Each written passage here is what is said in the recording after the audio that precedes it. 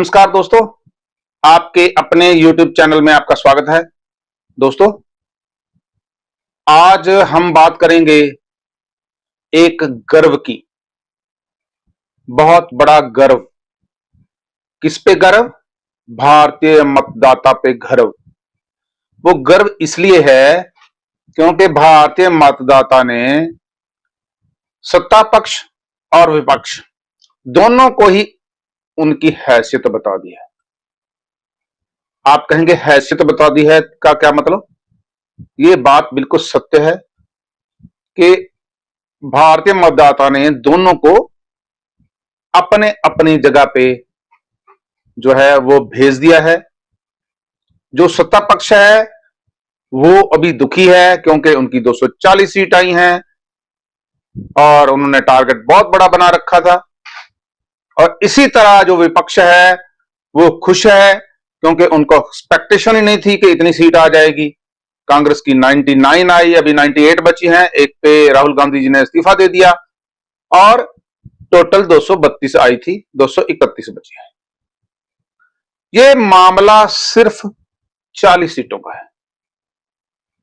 अगर इंडी गठबंधन की 40 सीट और आ जाती तो सारा सीन चेंज हो जाता है और भारत की अर्थव्यवस्था जो है वो गर्क में चली जाती है।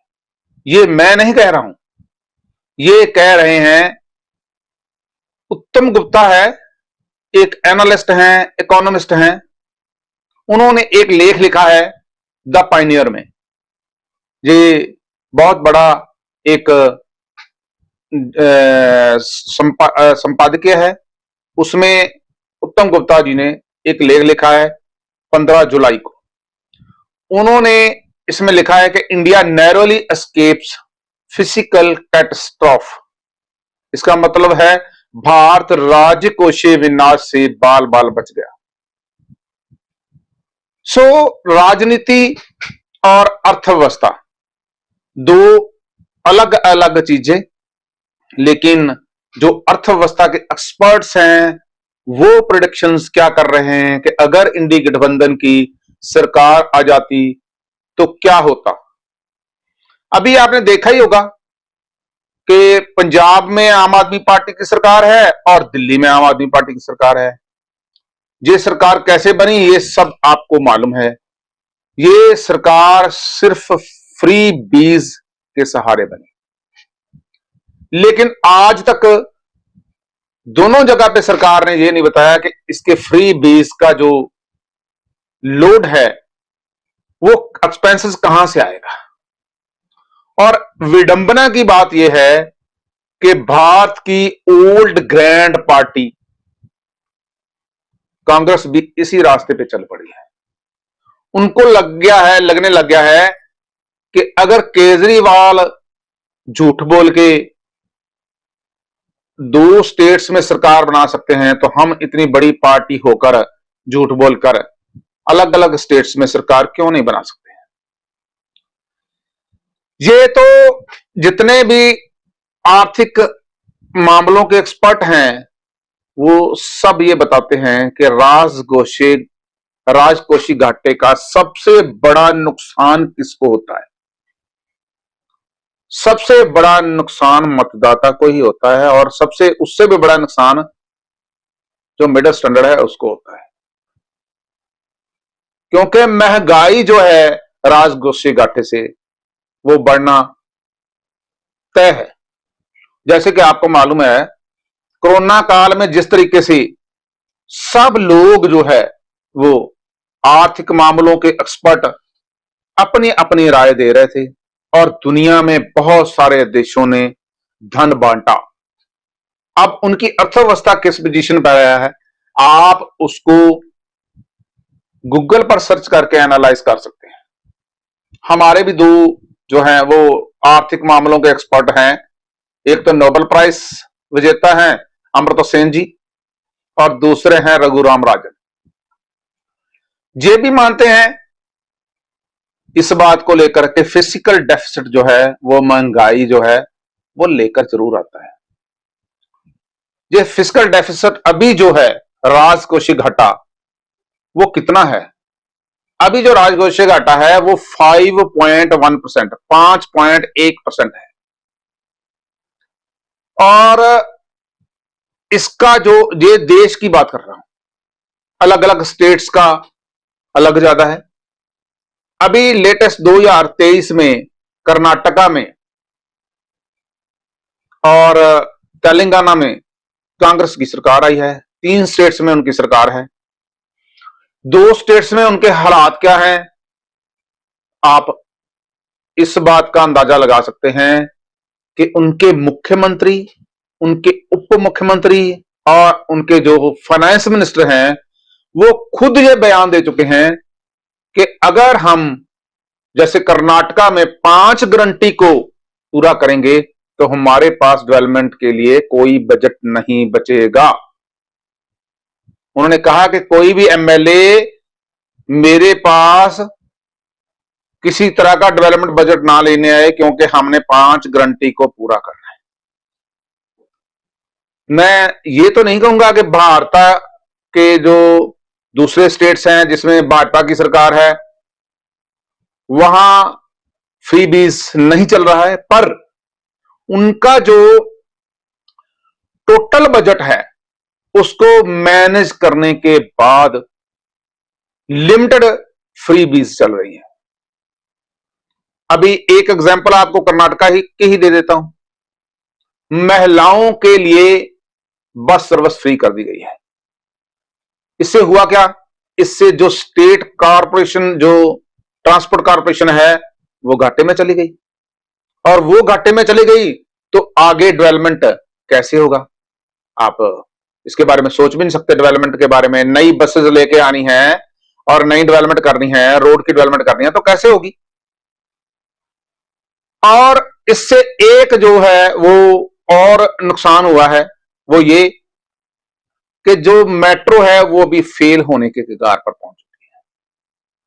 क्योंकि अगर महिलाएं जो फ्री सफर करना, जिनको अलाउड है बस में, वो फ्री सफर करेंगी तो जो मेट्रो है उसमें नेचुरल जी है सवारी कम हो जाएगी। सवारी कम हो जाएगी तो वो उनका खर्च पूरा नहीं निकलेगा, जहां वो जिस हिसाब से प्रॉफिट सोच रहे हैं उस हिसाब से नहीं चलेगा। दूसरा ये है कि पोल्यूशन फ्री मेट्रो जो है उसकी डेवलपमेंट रुक जाएगी और पोल्यूशन वाली बसेस जो है वो ज्यादा से ज्यादा चलेंगी। सो ये जो मामला है, मैं सिर्फ आपको एक एग्जांपल दी है। अभी उन्होंने बहुत सारी फ्रीबीज वहां अनाउंस करी हैं, आगे देखिए उनके पास क्या स्टेटस बनता है। ये मामला जो हमने शुरू में शुरू किया था कि मामला सिर्फ टोटल 40 सीटों का है। 40 सीटें अगर इंडी गठबंधन की जो है वो बढ़ जाती तो क्या होता? सो मैं तो यही कहूंगा कि भारतीय मतदाता ने भारत की जो बदहाली है, आर्थिक बदहाली, उससे देश को बचा लिया है। जो जो उन्होंने अपने जो मैनिफेस्टो है उसमें घोषणा की थी कांग्रेस ने, उसके हिसाब को जो है उत्तम जी ने लगाया है कि कितना कितना जो खर्चा है वो पड़ेगा। इन्होंने कहा था हर परिवार की बुजुर्ग महिला को 1 लाख रुपया सालाना देंगे और ये आगे बढ़ाकर इसको 2 लाख तक करेंगे। तो 40 करोड़ परिवार है भारत के लगभग। मैं सिर्फ अभी बात कर रहा हूं सिर्फ 10% परिवारों की, यानी कि 4 करोड़ परिवारों की बात कर रहा हूं। 4 करोड़ परिवारों को अगर ये जो मंथली पैसे देने हैं वो दिए जाते तो कितना जो है वो घाटा सालाना पड़ता? लगभग 8 लाख करोड़ रुपए। इसमें एक बात और भी कही थी जो कि पॉसिबल नहीं है कांग्रेस ने। वो कहा था जैसे हर साल इसकी जो है वो सर्वेक्षण सर्वेक्षण किया जाएगा, जिसकी आमदन बढ़ जाएगी उसको उससे बाहर भी निकालेंगे। क्योंकि मैं एक छोटी सी एग्जांपल देता हूं आपको, वो है आरक्षण की एग्जांपल। चाहे कोई आईएएस ऑफिसर है या कोई मंत्री है, उसके बच्चों को आरक्षण अलाउड है, कभी भी वो आरक्षण से बाहर नहीं निकले। या कोई करोड़पति अरबपति बिजनेसमैन भी है उस कैटेगरी का, उसको वो भी कभी अपने आरक्षण से बाहर नहीं निकला, क्योंकि ये पॉसिबल ही नहीं है कि आप एक बार किसी को फ्री में पैसे देने शुरू करें और उसके बाद उसके पैसे बंद कर दें। तो 8 लाख करोड़ रुपए का सालाना खर्चा सिर्फ जो महिलाओं की स्कीम थी उसके ऊपर। पर अब तक किसी ने यह नहीं पूछा पप्पू भाई साहब से कि ये 8 लाख करोड़ रुपए आता कहां से।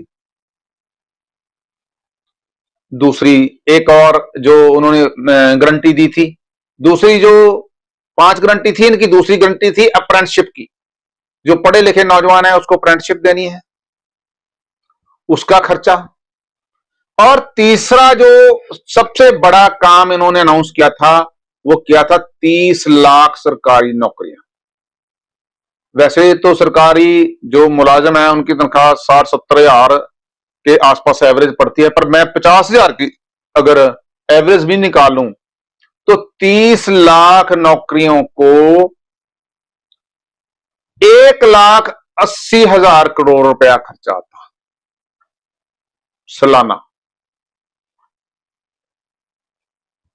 और एमएसपी की गारंटी, 23 फसलों पर एमएसपी की गारंटी, इसका अनुमान जो है वो लगभग 33 लाख करोड़ रुपए का बनता।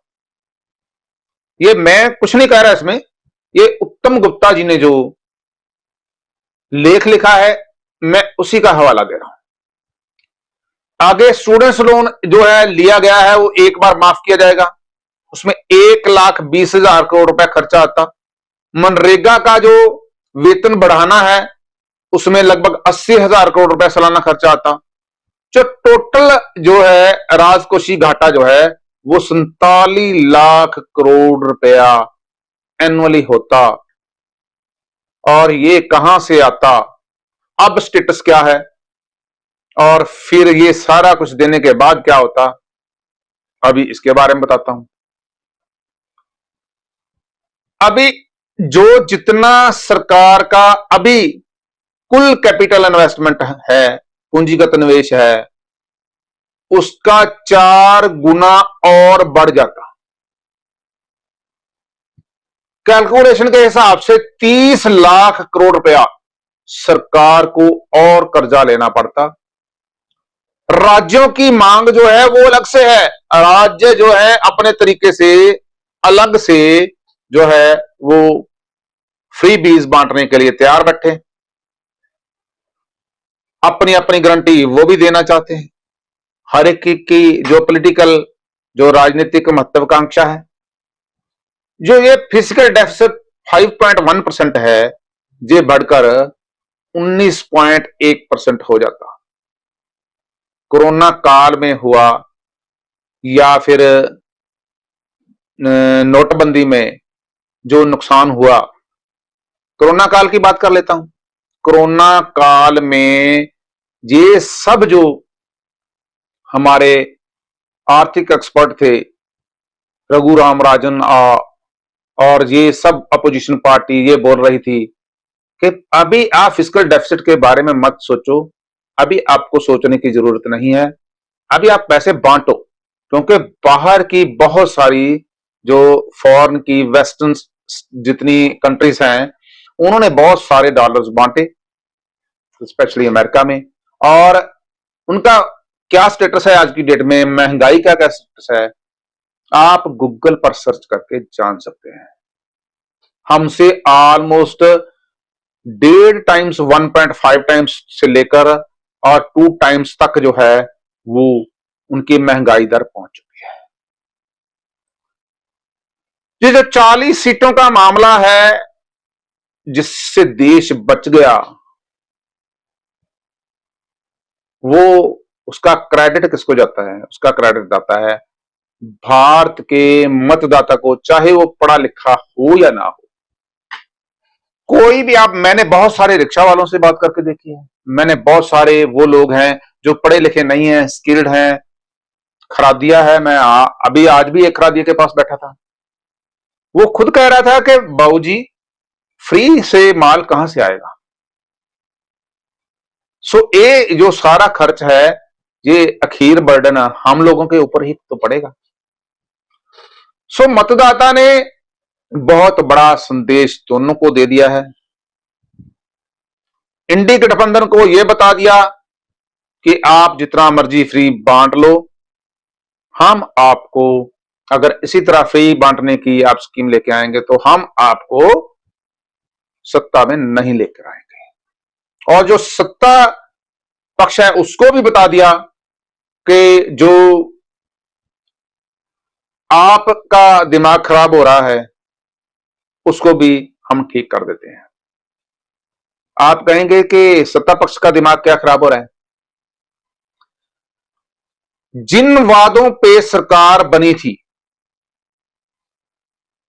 जो उसका प्राइमरी एजेंडा था, वहां से सरकार भटक चुकी है, वहां से पार्टी भटक चुकी है। ये जो सबका साथ और सबका विकास वाले मैटर पे चली गई, उसका भी संदेश मतदाता ने जो है वो भारतीय जनता पार्टी को दे दिया है। एक आपने ध्यान किया होगा कभी कि इंडी गठबंधन वाले बहुत चिल्लाते हैं कि जो जॉब है, जो बेरोजगारी है, वो बहुत ज्यादा बढ़ चुकी है। वैसे तो बेरोजगारी बढ़ने के बहुत सारे कारण होते हैं, उसमें सबसे बड़ा कारण तो पॉपुलेशन ही होता है।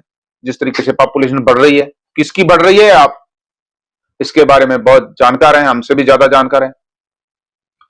लेकिन एक आंकड़ा है, 2004 से लेके 2014 यूपीए का जो काल था, उसमें टोटल कितनी नौकरी जो है, कितने करोड़ लोगों को नौकरी मिली? लगभग 2.5 करोड़ लोगों को नौकरी मिली। इसमें सरकारी प्राइवेट सभी की बात कर रहा हूं। जबकि 2014 से लेके 2024 तक 12.5 करोड़ लोगों को नौकरी मिली। अभी इसमें एक बहुत बड़ा पीरियड कोरोना का भी है और नोटबंदी का भी है, क्योंकि नोटबंदी में भी लोगों की नौकरी गई और कोरोना काल में भी नौकरी गई। नोटबंदी का क्या असर हुआ, प्लस हुआ, माइनस हुआ, वो किसी और वीडियो में बात करेंगे। मैं सिर्फ ये बात कर रहा हूं नौकरी जाने की। और ये सारा जो नरेटिव है, आज तक भी भारतीय जनता पार्टी के प्रवक्ता है जो, उनको मैंने कई बार टीवी पे सुना है और विपक्ष के जो प्रवक्ता है उनसे पिटते देखा है। वो जो जे नरेटिव है, इसको एस्टैब्लिश नहीं कर पाई, ये प्रूफ के साथ सामने नहीं लेके आ पाई। ये भारतीय जनता पार्टी की कमजोरी है। एक बहुत बड़ा नुकसान, अगर इतना वित्तीय घाटा हो जाता तो और हो जाता है, वो होता कि जो इंटरनेशनल संस्थाएं हैं, रेटिंग की एजेंसीज हैं, वो भारत की रेटिंग कहां लेके जाती, कितना डाउनग्रेड करती, और क्या हमें आईएमएफ और वर्ल्ड बैंक के पास दोबारा जाना पड़ता। इसका अंदाजा भी आप लगा सकते हैं। और अपने विचार है जो, वो कमेंट बॉक्स में दे सकते हैं। दोस्तों, मुझे लगता है कि चाहे वो भारत का मतदाता पढ़ा लिखा है या नहीं पढ़ा लिखा है, पर उसको वोट देने की अकल जरूर है। आप इसके बारे में क्या सोचते हैं, जरूर बताइए। और बहुत जल्दी हम एक नए वीडियो के साथ मिलेंगे। तब तक के लिए जय हिंद, वंदे मातरम, भारत माता की जय, जय श्री राम।